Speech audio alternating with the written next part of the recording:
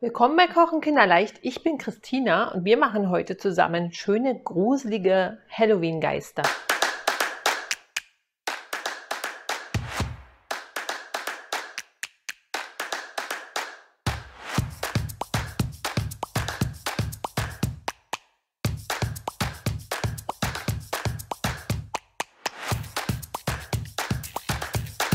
Halloween steht vor der Tür und leider wird es dieses Jahr wohl weder für Erwachsene noch für Kinder schöne Partys geben können. Und deswegen wäre es vielleicht ganz hübsch, wenn wir einfach Baiser-Geister, Halloween-Geister selber machen. Da kann man auch die Kinder gut einbeziehen, die haben da Spaß dran. Die kann man auch das ganze Jahr zubereiten. Immer wenn man Eiweiß übrig hat und überlegt, was man denn damit anfangen könnte, kann man lustige und hübsche Baiser-Geister machen. So, dann starten wir auch. Ich nutze heute dafür wieder den Thermomix. Für die Baiser-Geister brauchen wir natürlich Zucker und Eiweiß, so wie das bei Baiser immer üblich ist. Wir verwenden nachher 2 Eiweiß, da kriegt man ganz gut Baiser-Geister heraus, so circa 10 bis 12 Stück, je nach Größe.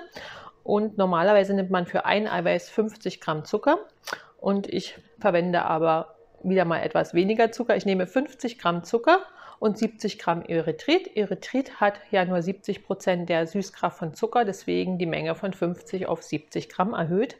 Dazu kommt nachher noch ein Teelöffel Stärke und eine Prise Salz. So, dann starten wir auch. Wir geben in unseren Mixtopf zunächst Zucker und Erythrit und werden das dann zerkleinern zu einem gemischten Puderzucker. Wichtig beim Zerkleinern von Zucker ist immer, dass der Messbecher aufgesetzt wird, das staubt nämlich gut. Da reichen aber dann so 20 Sekunden. Bei Stufe 7, das wird jetzt richtig laut. Ich weiß nicht, ob ihr das sehen könnt, aber es ist wirklich ein wenig Zuckerstaub im Raum. Man kann dann natürlich vielleicht über den Thermomix noch ein Geschirrtuch legen, während man Puderzucker macht. Das soll helfen. Ich klopfe den Zucker jetzt etwas nach unten. Ihr müsst dann einfach etwas warten, bis ihr den Deckel öffnen könnt. Zucker liegt in der Luft.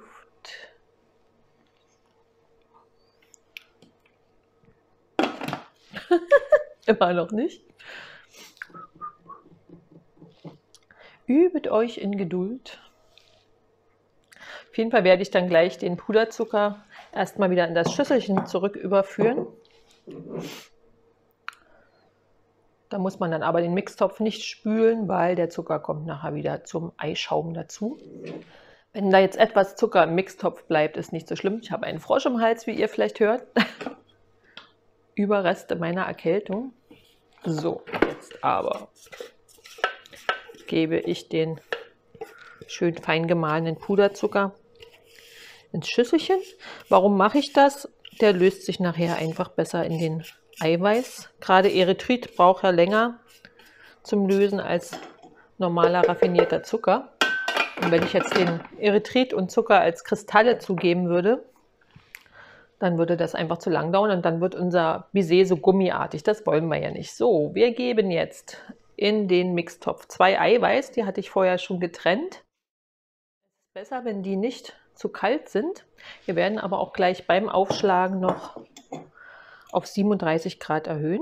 Wichtig ist auch wirklich, dass euch keinerlei Eigelb in die Eiweiß geraten sind und dass der Mixtopf, Messer und so weiter komplett fettfrei sind. Weil sobald ein ganz kleines Fitzelchen Fett im Topf sind, kann man leider kein Eiweiß schlagen. So, wir werden jetzt erstmal 2 Minuten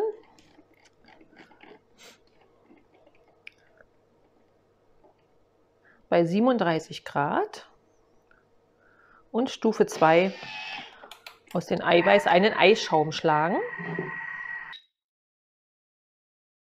In der Zeit bereite ich schon mal meinen Spritzbeutel vor, den wir nachher brauchen. Das ist ein Einmal-Spritzbeutel.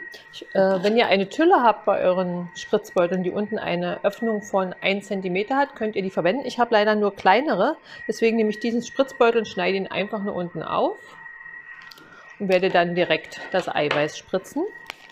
Da ich auch keinen schicken Spritzbeutelständer habe, improvisiere ich ein wenig. Tata, wenn ihr so ein Hefeweizenglas im Haus habt, ist das ein guter Ersatz, damit man nachher die Hände frei hat, um das Eiweiß aus dem Mixtopf zu überführen.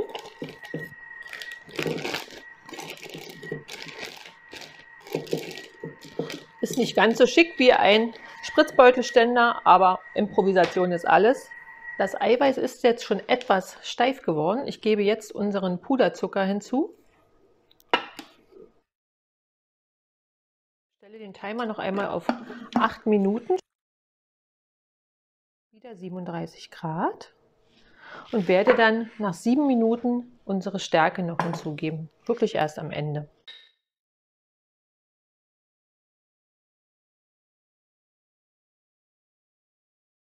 Der Eischaum oder Eischnee, wie man es nennen mag, hat gerührt.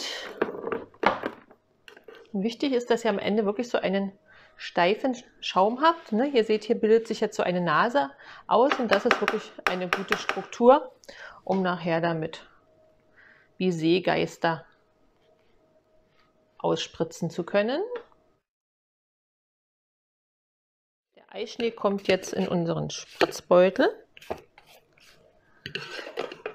Ihr seht, also es ist wirklich eine schöne feste Masse.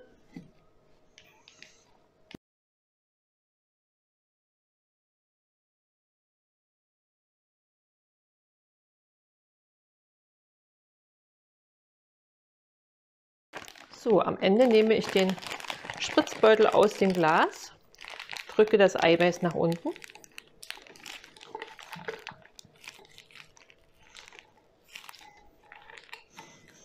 Sozusagen, bis der erste Spritzer aus der Öffnung kommt und drehe den hinten zu, damit keine Luft in den Spritzbeutel kommt. So, dann räume ich hier ein wenig um und dann gehen wir schon an das Ausspritzen unserer Baiser-Geister.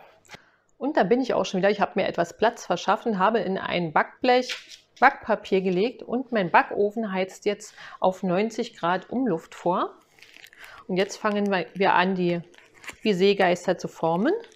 Ihr könntet jetzt auch Obladen drunter legen, aber ich spritze die jetzt direkt auf das Backpapier. Mir verrutschen nämlich die Obladen immer.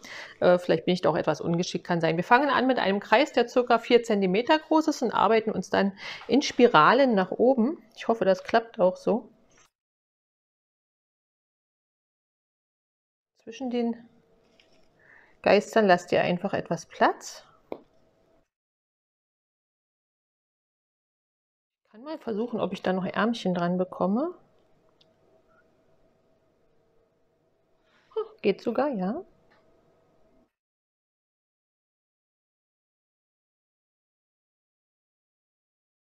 Gut, der will jetzt nicht zurecht.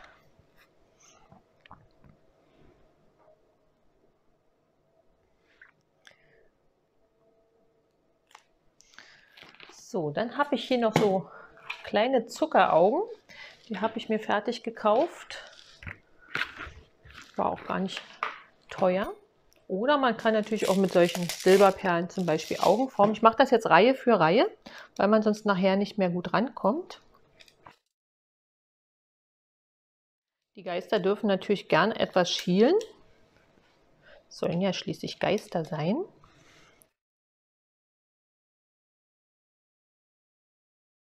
Mit der Pinzette, finde ich, geht das wirklich gut.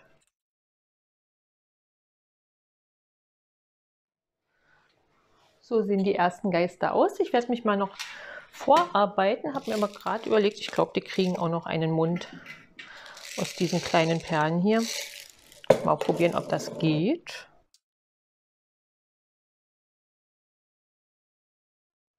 Witzig.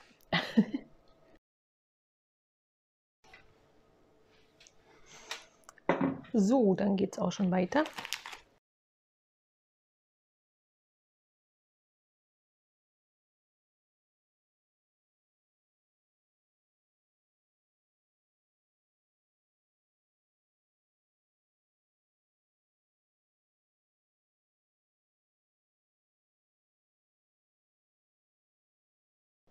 So, während ich hier die letzten Geister dekoriere, kann ich euch ja schon mal noch ein bisschen was erzählen. Es gibt auch ein Cookie-Dough-Rezept für Baiser-Geister. Das habe ich auch mal gemacht.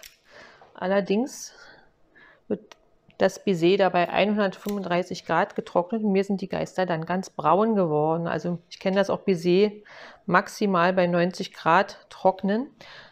Die werden ja nicht gebacken, sondern getrocknet. Also eher etwas niedriger die Temperatur und dann dafür lieber die Zeit verlängern, ne? Bevor die dann braun werden. Das sieht ja dann nicht mehr schön aus. So, ich habe jetzt eigentlich hier noch ein bisschen Eischnee drin. Ich versuche mal, ob ich hier noch einen dazwischen gequetscht kriege.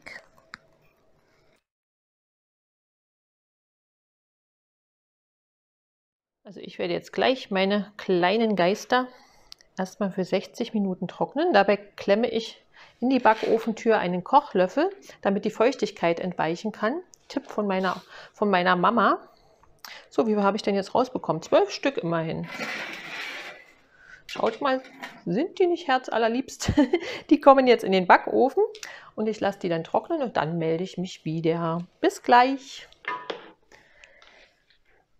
Unsere süßen Halloween-Geister, eigentlich sollen sie ja gruselig sein, aber ich finde sie eher nur süß, sind jetzt fertig. Ich hatte sie zunächst 60 Minuten bei 90 Grad im Backofen getrocknet und dann habe ich getestet, ob sie schon fertig sind. Ihr könnt das prüfen, indem ihr sie einfach kurz berührt, dann dürfen sie sich dann nicht mehr feucht anfühlen.